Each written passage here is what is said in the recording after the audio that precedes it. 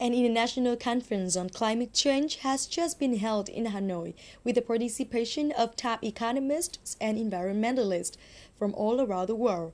The conference aims to better inform Vietnamese policy and lawmakers on the choices that Vietnam faces in the global fight against climate change.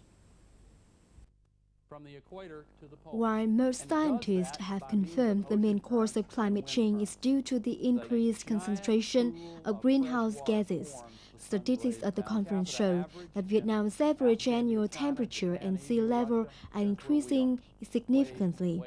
By 2090, the sea level in Vietnam is forecast to rise 1 meter, which means 500,000 hectares of the Red River Delta and 2 million hectares of the Mekong Delta will be flooded as a result of global climate change. Organizers of the conference hope to provide policymakers with a closer overview of the opportunities and threats that are awaiting Vietnam.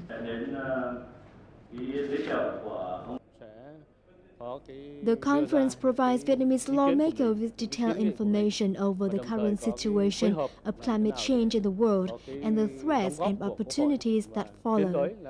That would be the base for appropriate laws and policy in this area.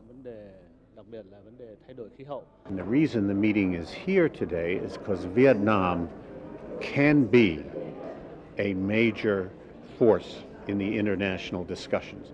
So the bad consequences will come if there is no action to reduce carbon emissions.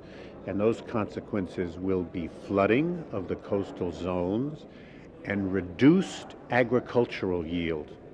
Most people know about the flooding, but they don't know that the food supply will be negatively affected.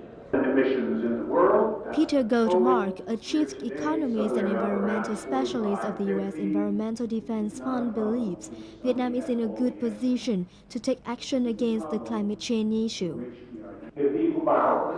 Today, Vietnam is in a very strong position. They are a large country, strong geopolitically, and they are food self-sufficient. They have enough food, they don't have to import, and enough energy. One big choice that Vietnam faces is, do we have a future of many, many coal plants? Or do we have a future that is more renewable energy and limits on carbon? Although Vietnam is among the least contributors of greenhouse gas emissions, it is one of the 5 countries likely to be hardest hit by climate change. The conference discussed different aspects of the issue in Vietnam, ranging from measures to reduce greenhouse gases, current legal and policy frameworks, to experience in dealing with climate change from the US, China, and India to be applied in Vietnam.